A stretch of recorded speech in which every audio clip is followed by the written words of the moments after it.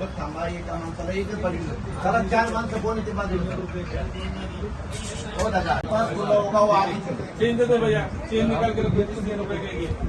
अरे बेटा उधर ले लो। यहाँ पढ़ाओ आपको कितना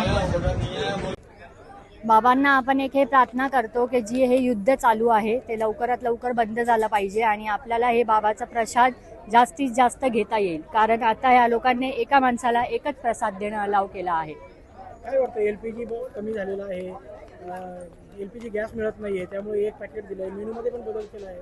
काय वाटतं काही चेंजेस व्हायला हवे का सरकारने? काय करावं? लवकरात लवकर चेंजेस होणार आहेत, बट जितकं आपल्याला बघायला येत आहे तितकं वॉर तर पुढे वाढणारच आहे. कारण इराण आणि आपल्या इकडे जे काय अमेरिका आहे खूप भांडणं चालू आहेत.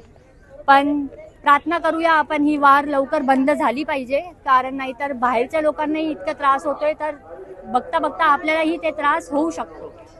तर सगळ्यांनी वापर करावा, कमी वापर करावा आणि प्रार्थना करावी की सगळं लवकर बंद झालं पाहिजे. आज एकच पॅकेट मिळालंय, काय व्हायला पाहिजे? जास्त प्रसाद भेटलं पाहिजे आपल्याला, पण मनापुरता खाल्ला आला पाहिजे.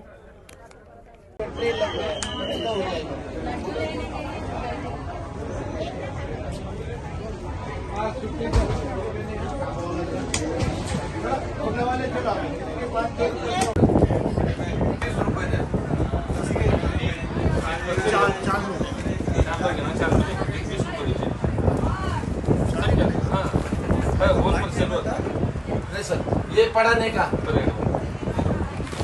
सबके हाथ में दे दो, एक हाथ में दे दो। बच्चे हाँ, एक दो तीन चार ऐसे दे दो। लोकशाही मराठी ऐका, पहा, जागरूक रहा.